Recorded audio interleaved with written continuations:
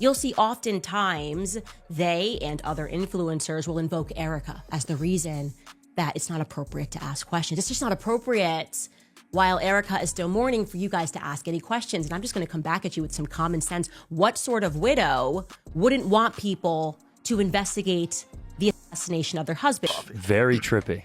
It doesn't make any sense. Like, the more they keep looking into it, the more they're like, this doesn't feel like a real... It feels super fabricated. But here's the thing. Just like I was talking about when people are arguing on social media, it's all part of the plan. If you want things to be... I wanted it so bad. Buckets. I was buckets. If you want people to lose all faith that anyone is going to solve anything, you add a bunch of... If you're going to kill a guy, you add a bunch of other wacky shit that doesn't make any sense, and you spam it out there at the same time. You leave a gun that didn't do it out in the woods. You do a bunch of shit like that.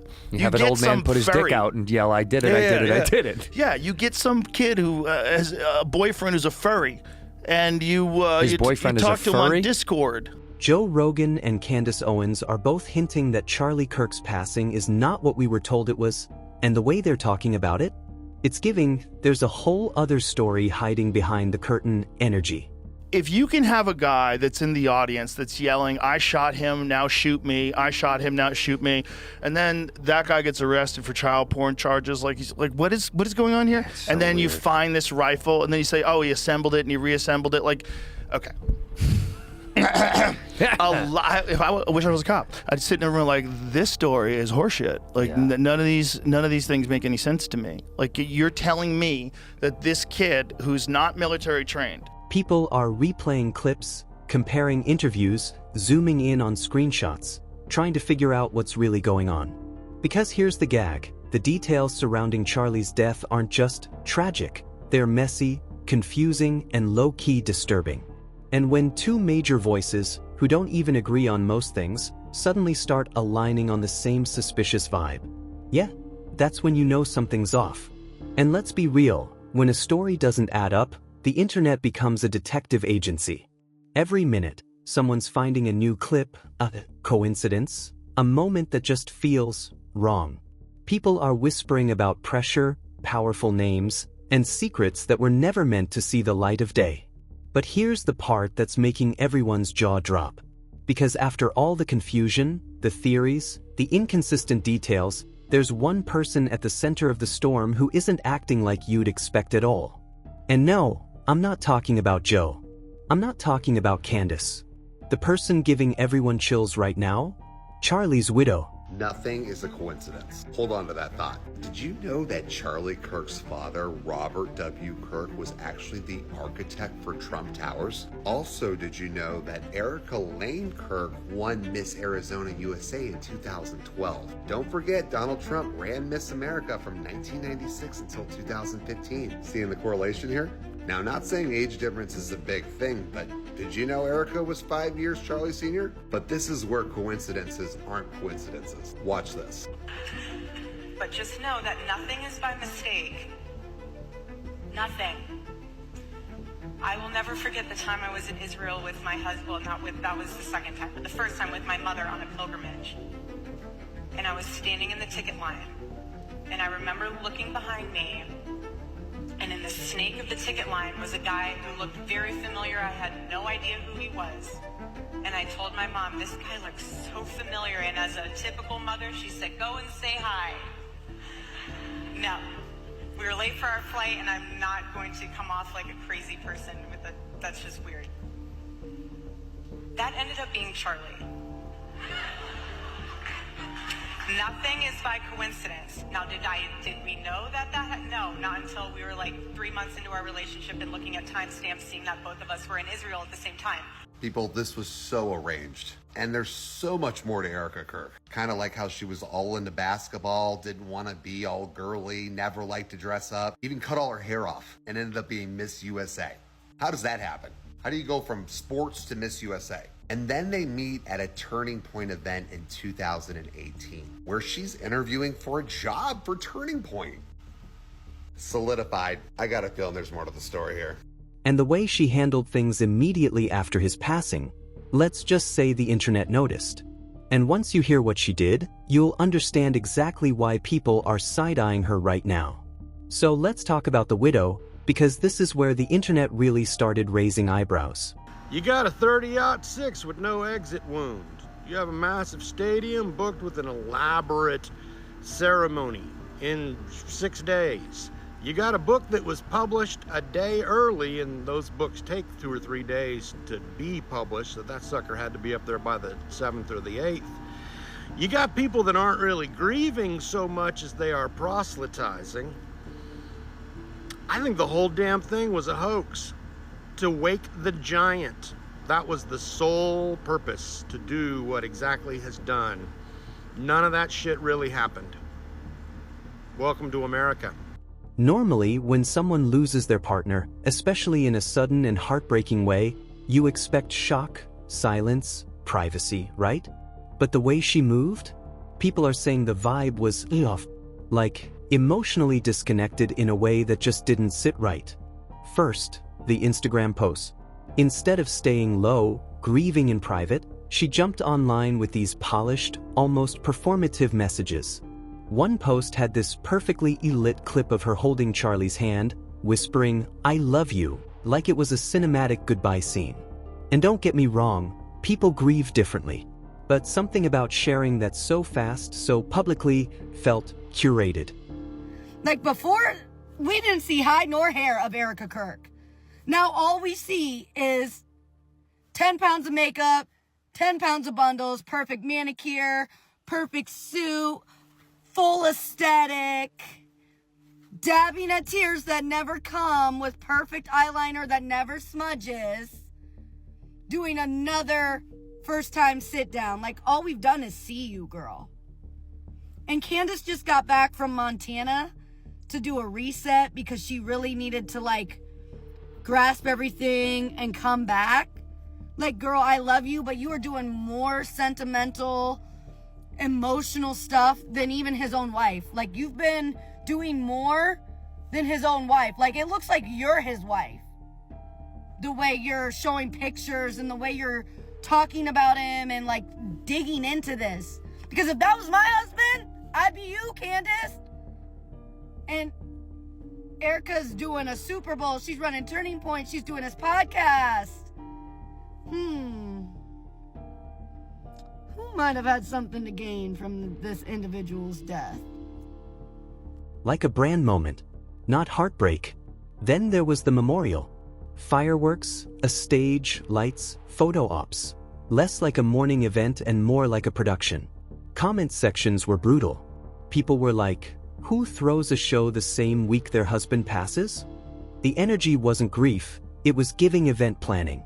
And trust, the internet noticed she wasn't shedding a tear, but she was smiling for cameras. And here's the part that really shook folks. Friends of Charlie who tried to speak publicly about him? Suddenly quiet, like someone told them to dial it back. Meanwhile, she's front and center, controlling the narrative. Or at least trying to. Now, I'm not here to accuse anyone of anything, but the coldness was undeniable. And people who were neutral at first started switching sides real quick. Because if her behavior was already strange, the timing of what happened next made it 10 times worse. Just when the internet was starting to question her, Candace Owens stepped in. And the tea she dropped? Oh, it changed everything. But I was so clearly deluded in the immediate aftermath of his death that I was operating under this function. I mean, I truly believed that I would be fighting for answers to what actually happened on 9/10 alongside Charlie's inner circle. I thought the band maybe was going to get back together. We were all going to maybe be on a group chat. Me, Tyler Boyer, Andrew Colvett, Stacey Sheridan even. If you're wondering who Stacey Sheridan is, by the way, she's the one who's holding the camera when Charlie's casket is being escorted off of Air Force 2. She's like the chief money person, essentially, at Turning Point USA. She was brought in to reel in the big donors. I remember exactly when that happened. All of those people, by the way, were actually brought in by Tyler Boyer. He's a very important character in the story, but we're going to get into all of that tomorrow. The point that I'm making here is that I had assumed, clearly wrongly, that we'd all maybe be on a group chat communicating, raising hell and demanding answers from the feds, from the police, from the White House even.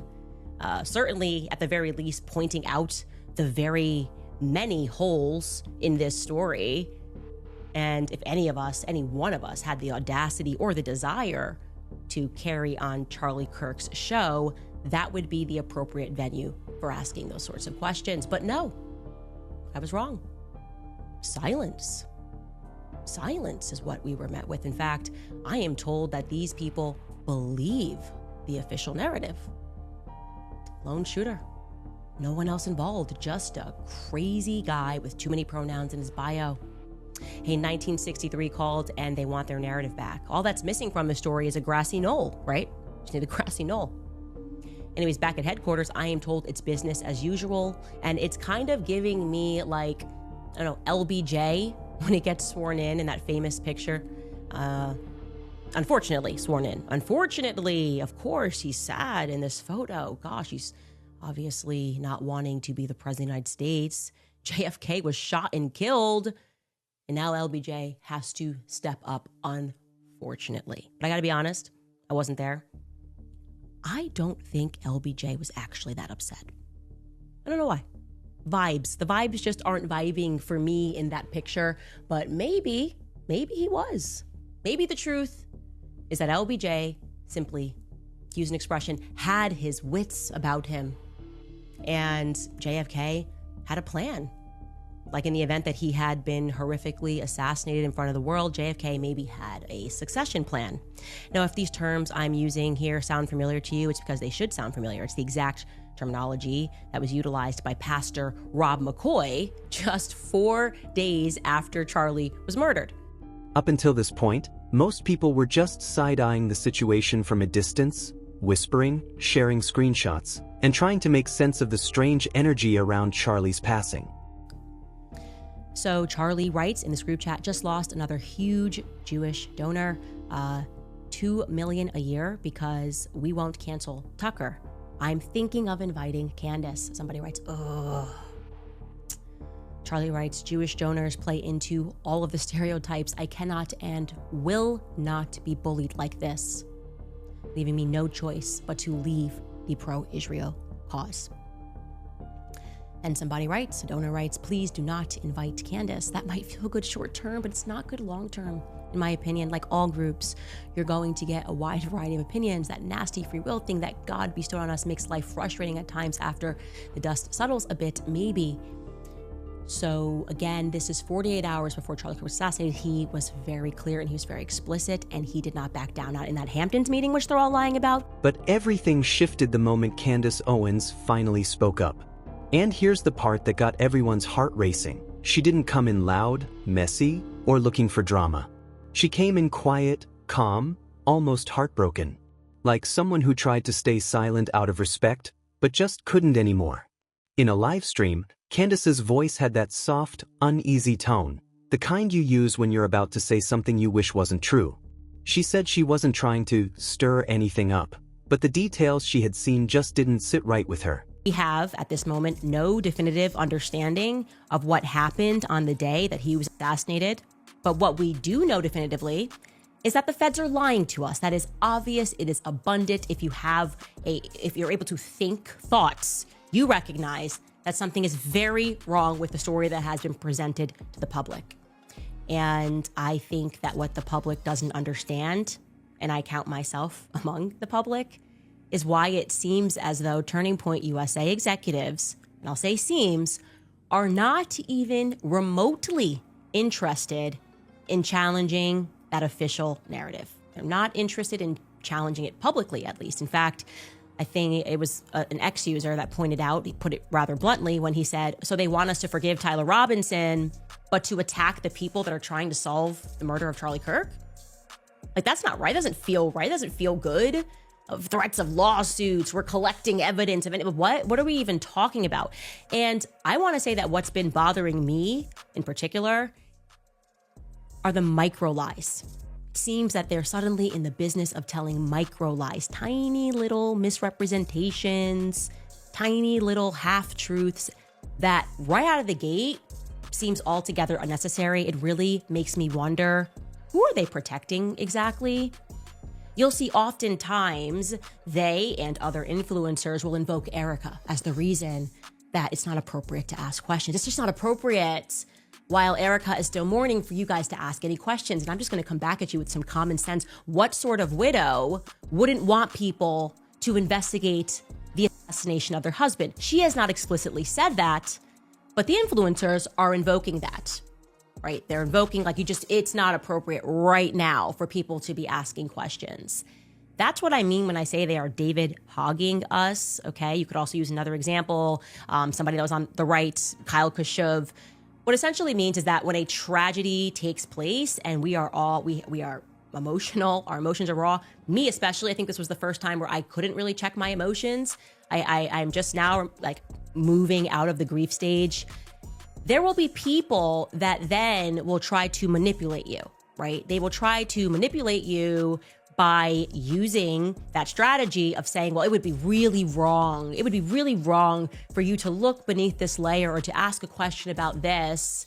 And it would be an injustice to Charlie Kirk's legacy. She mentioned that behind the scenes, Charlie had been under intense pressure and that some of the people closest to him weren't being fully transparent about what was happening before he passed. Candace didn't point fingers. She didn't accuse. She simply said there were conversations and messages that raised concerns, and that she felt a responsibility to share them because the public narrative did not match the private reality. That's when she hinted that certain people around Charlie may have been shaping the story, and not necessarily in a way that honored who he truly was. Her message wasn't explosive, it was chilling, and the internet's reaction was instant. If Candace is sounding this uneasy, something is seriously wrong. Because if someone who cared about Charlie was quietly disturbed, what would come out next was only going to get darker. Now here's where everything flips. Because once Joe Rogan spoke on his podcast, the entire conversation around Charlie's passing shifted overnight. Set it up in a way that, like, okay, you're saying something that's actually factually inaccurate, right, according to the narrative. Now, let's be real clear. I don't necessarily think they know what's going on yet. There's a lot of weird shit going on with this. I know. First of all, there was that one guy who was the decoy. All right, so you got this guy who's an older guy who starts yelling out. Didn't he take his pants down? He took his pants down. This guy was at 9/11. He was at the Boston bombing. All the hits. He called in a fake bomb at another place, and then he did this at this thing. Right after, so somehow or another, this guy has the state of mind that the moment someone gets shot, he yells out and says, I did it, and takes his pants down or something like that. I don't know exactly what he did. Then, ready for this? He gets arrested for child porn right away. Right after this happened? Oh, right away. He's in jail for child porn. Why is that? Well, now you can't interview him. Right, right. Right, and because when the internet people start going, how are you at all these different things? Like, what are the odds? Like, if someone ran it through one of the ChatGPT fucking perplexity things, like, what are the odds that this guy would be at all those different events and be involved? Like, zero. This is the guy? Yeah. I just like that the pants down part is just insane to me. It's like, why is your dick out, dude? I did it. Listen, I'm not saying this guy isn't insane. He's clearly insane. Yeah. Or not. Or he's professionally insane. Very trippy. It doesn't make any sense. Like, the more they keep looking into it, the more they're like, this doesn't feel like a real, it feels super fabricated. But here's the thing. Just like I was talking about when people are arguing on social media, it's all part of the plan. If you want things to be... I wanted it so bad. Buckets. Buckets. If you want people to lose all faith that anyone is going to solve anything. Yeah. You add a bunch of, if you're going to kill a guy, you add a bunch of other wacky shit that doesn't make any sense and you spam it out there at the same time. You leave a gun that didn't do it out in the woods. You do a bunch of shit like that. You have an old man put his dick out and yell, I did it, I did it. Yeah, you get some kid who has a boyfriend who's a furry, and you talk to him on Discord. And what made this hit harder than anything else? Joe didn't come in with wild claims or dramatic accusations. He came in with logic, the kind that makes you sit back and go, wait, hold on. Rogan started by saying he wasn't trying to fuel conspiracy talk, but he couldn't ignore how strange the official story sounded. He pointed out details that most people glossed over: the timeline, the location, the bizarre behavior, the too convenient pieces that just didn't fit together like they should. And he wasn't yelling, he wasn't hyping it up, he was calmly questioning it like a regular person trying to make sense of something that doesn't add up. The moment he said, "I'm not saying I know what happened, but none of this makes sense to me," the internet froze. Because this is Joe, someone who usually tries to stay neutral on sensitive topics, openly admitting that the narrative felt off. He compared the situation to cases where the public was given a surface-level explanation, only for the truth to come out years later. And here's what really made people stop scrolling. Joe hinted that there might be more people involved than the public was told. Not accusing, just questioning why the story felt too neat and wrapped up too quickly, like someone wanted everyone to stop asking questions. Within hours, clips of his comments were everywhere. And the reaction was loud: "If Joe Rogan feels weird about it, maybe we should too."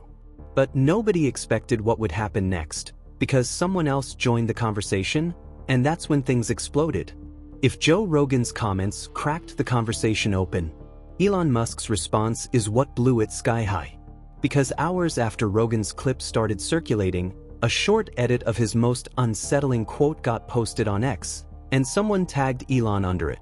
Nobody expected him to respond. But he did. And not with a joke, not with sarcasm, but with a cryptic, chilling one-liner that sent the internet into a frenzy. He simply commented, "The truth doesn't stay hidden forever." That was it. No context. No follow-up. Just 8 words, and the internet lost its mind. People didn't take that as a casual comment. They took it as a hint, a warning, almost like Elon was subtly saying, something about this story isn't clean." Within minutes, his reply was screenshotted, reposted, stitched, analyzed frame by frame. Meme pages, conspiracy forums, even neutral commentary channels jumped in. And the wild part? Many people felt like Elon was co-signing the uneasiness that Candace and Joe had tried to tiptoe around. X exploded with theories. TikTok detectives started connecting dots. Hashtags with Charlie's name, and especially his widow's name, surged overnight. Some users said it felt like Elon was blowing the whistle without blowing the whistle. Others said it reminded them of times he hinted at the truth before it dropped publicly months later. No direct accusations. No names mentioned. But the message landed loud enough to shake the room. Because if Elon Musk, someone known for dropping subtle truth bombs, felt compelled to comment at all, people started asking, what does he know, and why did he choose now to say it? The widow isn't the small-town grief type. She used to be an athlete who hated pageant fluff, then suddenly won a major title and slid into high society circuits.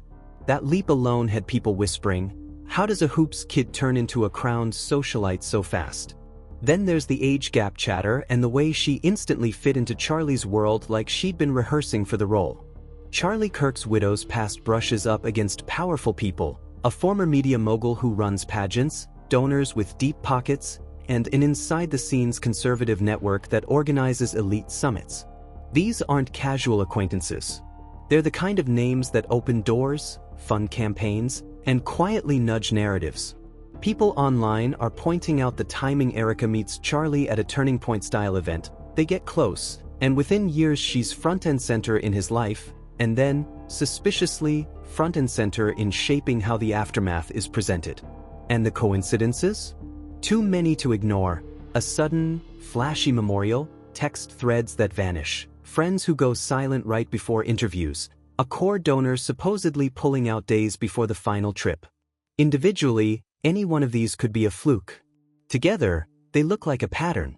So yeah, it's not just odd. It's starting to look orchestrated. But that's only the surface. What comes next peels the pattern into motive, pressure, and the last 48 hours that nobody seems to fully explain. Here's where everything stops feeling like coincidence and starts looking like a setup wrapped in a tragedy. Because once people began lining up the timeline, the pressure, and the key players around Charlie in his final weeks, a chilling picture started forming, one that didn't look random at all. Online sleuths began pointing out that Charlie, in the weeks leading up to his passing, had reportedly started questioning things he used to avoid. He was asking uncomfortable questions about funding, influence, and why certain donors expected loyalty in exchange for support. And guess who was always present in those circles? Marla Hayes, blending into rooms filled with old money, media power, and back-channel politics like she was born for it. According to people who claimed to be close to Charlie, he was pushing back, saying no to certain invitations, rejecting advice about which voices to silence, and refusing a major opportunity that would have tied him to a foreign-backed media campaign. And every time he pulled away, it seemed like someone was right there nudging him to stay aligned, stay grateful, or stop poking sensitive topics. Add this to the eerie silence after his passing, the too-fast narrative, the suddenly coordinated tributes, and the online theory practically wrote itself. What if Charlie wasn't just under pressure? What if he was being managed? People aren't saying Marla masterminded anything, but her positioning is impossible to ignore. She wasn't just a grieving widow, she was the gatekeeper, the spokesperson, the one who controlled who spoke, what was shared, and how the public saw everything. And the more control she displayed, the more people whispered that maybe she wasn't just in the room, maybe she was placed there. Because if this wasn't random, if there were hands shaping his path, his circle, and even the aftermath, then the real question isn't what happened to Charlie. It's why. Sources online who claimed to have seen messages said Charlie wasn't himself that final week. His tone had shifted, less fiery, more guarded, like someone who realized he was surrounded by people he couldn't fully trust. And the night before everything unfolded, he allegedly attended a private gathering in the Hamptons, a quiet, exclusive discussion dinner with media figures, donors, and advisors who wanted him to soften his stance on a topic he had recently started questioning publicly. Erica was there, and witnesses claimed she wasn't acting like a supportive partner, but more like someone managing the room, guiding conversations, redirecting certain topics, keeping eyes on him. One person described her as eerily calm, almost rehearsed, while Charlie seemed distracted, tense, and unusually quiet. When someone close tried to follow up with him after the dinner, messages went unanswered. The next morning, a phone call reportedly came in, one that several online commentators believe was the turning point. Whether it was an ultimatum, a warning, or a reminder, no one knows. But after that call, Charlie canceled 2 meetings, sent a short message to a close friend, and spent most of the day alone. And here's the detail that people can't shake. Multiple friends said she was composed during those final hours, as if she already knew what was coming. No panic, no worry, just stillness. Hours later, the news broke, and she immediately shifted into spokesperson mode, issuing statements, arranging appearances, shaping the narrative before shock could even set in. Which brings us to the one question nobody has been able to bury. If she knew more than she ever let on, then who was she really speaking for that night? If you've stuck with this story all the way to this point, then you already feel it, that cold little sting in your gut that whispers this wasn't just tragedy, something was engineered here. But here's the part almost nobody is prepared for, and it's the reason this story can't end with just one video.